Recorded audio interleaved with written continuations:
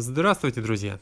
Основательно в жизнь советских людей настенные ковры вошли одновременно с появлением хрущевок. Новостроек и массово построившихся по стране в годы правления Никиты Хрущева. Квартиры в них имели тонкие стены, что почти исключало звукоизоляцию. Для решения этой проблемы народ и стал использовать ковры. В наше время мало кто украшает стены коврами, однако в советское время эти изделия из шерсти или даже синтетики считались чуть ли не главным атрибутом интерьера. Давайте сейчас мы с вами разберемся, зачем в советских хрущевках на стену вешали ковры.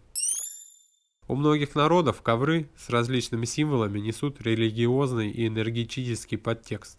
Особенно им славится Турция. Ковроткачество является древним ремеслом и играет важную роль в культовом наследии страны. В Европе первые ковровые изделия стали появляться еще в Средневековье, и позволить их себе могли только особо королевских кровей. А в России любовь к коврам возникла во времена Петра I, когда активно развивалась торговля с другими государствами. В Советском Союзе качественный ковер считался символом престижа. Изделия привозили из Азербайджана, Грузии и Туркменистана. За ними выстраивались в очереди, их выписывали по блату и приобретали у перекупов. Любовь к красивым полотнам в СССР трудно было переоценить. Квартиры в хрущевках имели тончайшие стены, так что о хорошей шумо- и теплоизоляции говорить не приходилось. Ковры помогали решить эту проблему, и в комнатах становилось теплее и тише. В тех же целях стелили и половики. Кроме того, традиция несла в себе еще и скрытый смысл. В то время считалось престижным иметь в квартире качественный настенный ковер. Этот предмет интерьера являлся символом благополучия и достатка. Поэтому народ выстаивал огромные очереди, чтобы его приобрести, да и денег особо не жалел. В Советском Союзе средняя заработная плата гражданина составляла 120 рублей. Это где-то в 70-80-е годы, когда как раз и пришелся бум покупки ковров. А стоимость шерстяного ковра начиналась от 150 и доходила до целых 800 рублей. Средняя цена составляла примерно около 300 рублей. Примерно столько тогда получал кандидат наук, к примеру. Элитные ковры преподносили в качестве свадебного подарка или приданного. На новоселье, юбилей, в общем, по очень таким значимым датам. Таким подарком гордились и передавали его из поколения в поколение. Яркие ковры с растительным орнаментом ценились за свою декоративность. Занимая немалую часть стены, они сразу становились главной изюминкой интерьера. Этому способствовала и насыщенная расцветка. Наиболее распространенными считались красные оттенки. Также, помимо этого, ковер спасал владельцев квартир от ремонта. Любое повреждение, выцвевшие обои, трещины или пятна на стене можно было скрыть живописным полотном с узорами. Если старый ковер все-таки приходил в негодность, выцветал, или его ела моль, или еще что-то с ним происходило, его перемещали на пол, где он мог лежать еще лет 30, к примеру.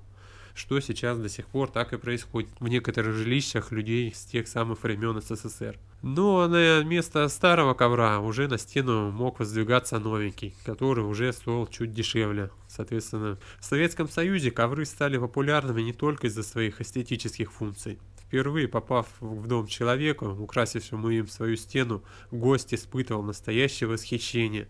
Полотно выглядело богато и оригинально. Многие жители страны стремились заполучить такое же роскошное изделие, чтобы было как у людей. Настенный ковер удивительным образом преображал комнату.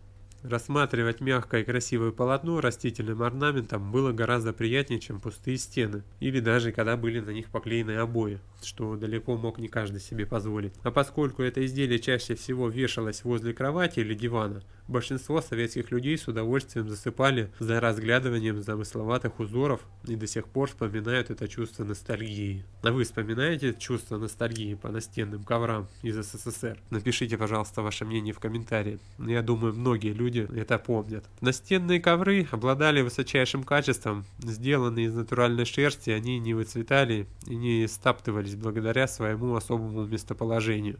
Правда, изделия накапливали пыль и требовали периодической чистки. К уходу за изделием подходили ответственно. Пройдись пылесосом или замести это дело ежедневно или еженедельно, у кого как. Влажная уборка губкой совершалась раз в 2-3 месяца, но главная чистка была 2 раза в год, летом и зимой. В летнее время коврик на радость соседям выносили во двор и выбивали. Зимой все те же изделия чистили снегом и морозной свежестью. Современные хозяйки предпочитают минимализм во всем. Они стремятся упростить процесс уборки, поэтому настенное украшение в виде ковра никак не вписывается в современный интерьер. Толстые теплые советские ковры в тонкостенных хрущевках выступали защитой от холода. особенно если кровать стояла возле уличной или подъездной стены. Сегодня ковры уже не являются символом престижа, к тому же нынешнее поколение не испытывает столь сильной потребности в демонстрации своего благосостояния. Главная задача современного интерьера – отразить характер своего владельца, оставшись функциональным и гармоничным. Именно поэтому качественные и отлично сохранившиеся советские изделия снимают со стен, относят в химчистку и кладут на пол. В настоящее время многие воспринимают ковры на стенах как безвкусицу и пережиток прошлого. Сейчас имеется большое количество обоев, причем по доступным ценам, а также разных решений проблем звука и теплоизоляции. К тому же о вреде пылесборника для здоровья тоже стало известно. Поэтому от советских ковров на стенах большинство уже отказалось. Однако не так давно мировые бренды решили вернуться к этой идее. Они стали размещать ворсистые полотна на стенах, добавляя тем самым интерьеру уют. Вот и получается, что ковры вешали на стену в хрущевках чисто из-за того, что там были очень тонкие стены, и ковры помогали увеличить звук и теплоизоляцию стен. Надеюсь, это видео вам понравилось, было интересным. Если это так, поставьте ему лайк, подпишитесь сразу на канал. Также отправьте ссылку на это видео своим друзьям и знакомым через мессенджеры. Я думаю, им тоже будет интересно это посмотреть.